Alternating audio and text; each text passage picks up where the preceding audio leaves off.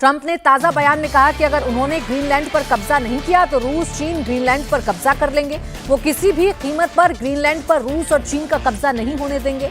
Trump ने कहा America Greenland पर जरूर कब्जा करेगा। अगर वो बातचीत करना चाहते हैं तो अमेरिका उसके लिए भी तैयार है। तो मनमानी नहीं रुक पा रही हैं Trump. We don't take Greenland. Russia or China will take Greenland, and I am not going to let that happen. I'd love to make a deal with them. It's easier. But one way or the other, we're going to have Greenland. मन किया तो Venezuela पर हमला कर दिया, वहां के acting president के तौर पर खुद को घोषित कर दिया। मन कर रहा है ग्रीनलैंड पर कब्जा करने का, तो तर्क ये दिया जा रहा है कि रूस और चाइना उस पर कब्जा ना कर लें, इसलिए अमेरिका का उस पर कब्जा करना जरूरी है। इसकी मनमानी ट्रंप की कब और कैसे रुकेंगे अवधेश, यही सवाल है। नहीं, ये थोड़ा डरावना है। दुनिया के लिए डरावना है कि कोई एक पक्षीय दृष्टि से कोई किसी देश के बारे में, क्षेत्र के बारे में निर्णय करे। अगर ग्रीनलैंड पर कोई निर्णय होना तो अंतर्राष्ट्रीय स्तर पर होना चाहिए, अकेले कोई देश निर्णय नहीं कर सकता है, पहली बात।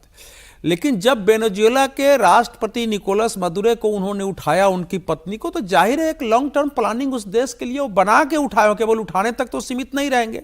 मार्क रूबियो जो विदेश मंत्री हैं, उनका स्टेटमेंट था कि हमारे पास 3 वेज, मतलब 3 रणनीति है, 3 स्तरीय, जब वेनेजुएला की जो है स्थिरता और सुरक्षा सुनिश्चित करने के लिए। तो 3 स्तरीय राजनीति में यह है जो ट्रंप ने कहा कि हम तब तक वेनेजुएला की सरकार को चलाएंगे जब तक कि वहां सुरक्षित उचित व्यवस्था कायम नहीं हो जाती है।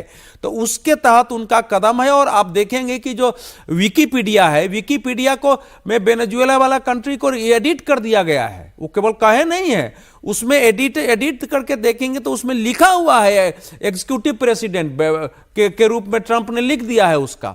तो उनका आगे उन्होंने कहा भी है कि जो भी वहां मदुरो के समर्थन में अमेरिका के विरुद्ध जाएगा तो अमेरिका आगे भी वहां सैन्य कार्रवाई कर सकता है। तो ये ट्रंप को सीरियसली ले, पहले लोग मजाक में ले रहे थे। ट्रंप का एक वर्ल्ड के बारे में, अमेरिका का जो मांगा है उसका एक विजन है उनका। अब ग्रीनलैंड की समस्या यह है कि ग्रीनलैंड को डेनमार्क का भाग कहा जाता है, लेकिन ऐतिहासिक रूप से देखें तो ग्रीनलैंड डेनमार्क का भाग नहीं है। वो समझौते के तहत डेनमार्क का, उसमें को वहां की गवर्निंग देखनी है, वहां एक स्वायत्त व्यवस्था है, वहां के सब व्यवस्था अलग है। 65,000 की वहां की आबादी है जो आंदोलन भी करती रहती है।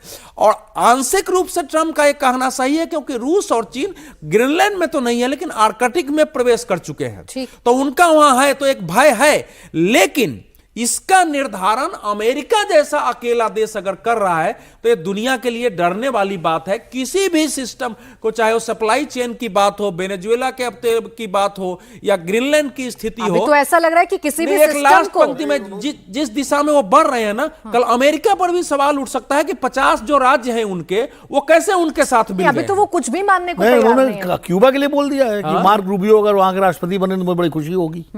अभी तो ऐसा लग रहा है जब मन कर रहा है, जिधर निगाह उठाई है ये देश अच्छा लग रहा है, तो चलिए कोई ना कोई बहाना तो मिल ही जाएगा, अमेरिका उस पर कोई ना कोई कार्रवाई तो कर ही देगा।